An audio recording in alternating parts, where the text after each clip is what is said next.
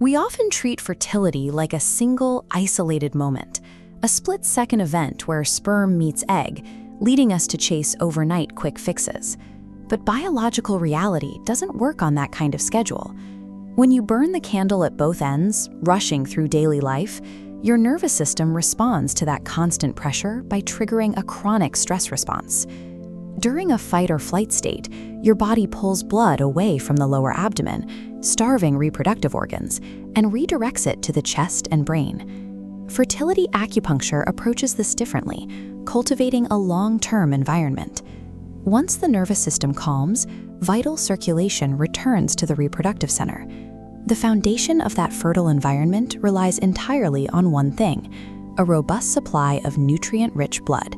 It acts as the primary delivery system for the body. When conception becomes difficult, it is rarely due to a sudden mechanical failure of the egg. Often, it's the result of long-term biological starvation of the environment required to support new life. To see how this works, we have to look at where that blood needs to go first: the ovaries. This is the starting point, where blood begins its delivery of vital nutrients. This timeline maps out a 365-day cycle. Down on the far left is a primordial follicle, essentially a baby egg. The process of this tiny cell maturing into a ready antral follicle is called folliculogenesis. It is a delicate, year-long journey.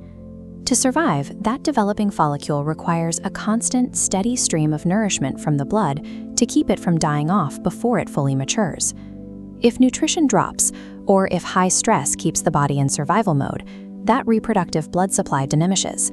The developing follicle starves, failing to reach the final stage, which directly lowers the number of viable eggs available. Conversely, getting adequate protein, prioritizing sleep, and managing stress maintains a heavy, steady blood flow. The follicle survives the entire year and blossoms into a healthy, mature egg, effectively increasing overall counts. Traditional Chinese medicine treatments like acupuncture intervene right here. They act as biological traffic directors, physically prompting the vascular system to route blood back to the ovaries. The specific egg released during any given cycle is the direct biological product of the circulation and lifestyle choices maintained over the previous 12 months. I want to go ahead and pause here. One important clarification we'd like to make here is blood isn't what grows the egg. That's FSH, with LH triggering its release. These are hormones. What blood does is nourish the egg, support its quality, keep it alive, and carry those hormones to the reproductive organs. It takes enough yin and blood to fuel that FSH and LH cascade. So blood is the foundation that makes the hormonal growth possible, not the thing doing the growing. And once the egg is released, blood turns to its next job, preparing the uterine lining.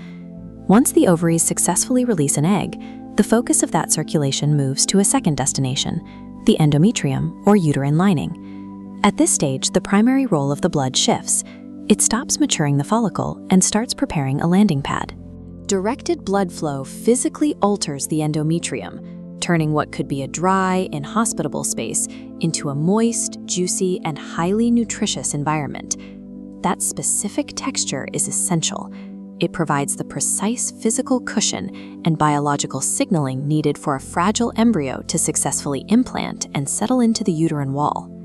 Following successful implantation, the narrative moves to a final anatomical destination, the interior of the womb itself.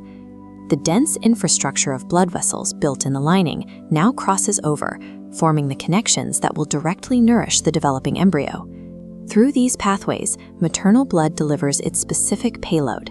It provides the continuous, uninterrupted stream of oxygen and raw materials required to grow a fetus. A successful pregnancy is the culmination of a continuous chain of blood supply, unbroken from the earliest microscopic follicle all the way to the final trimester. Human fertility relies entirely on a deep, year-long cycle of internal nourishment. It is tied directly to your systemic bodily balance. This is why Chinese medicine and acupuncture shift the goalpost. Rather than hyper-focusing on getting pregnant today, the practice focuses on healing the barren internal environment that makes conception difficult in the first place. Managing daily stress, prioritizing a full night of sleep, eating a protein-dense diet, and utilizing acupuncture are mechanical levers. You use them to physically optimize and direct your vital blood flow. While fertility struggles often induce feelings of helplessness, applying these lifestyle levers puts you back in control. You dictate the quality of your internal environment. By optimizing your circulation today, you are doing the biological work required to conceive. You are actively sending life-giving nutrients to the foundation of the life you hope to create a year from now.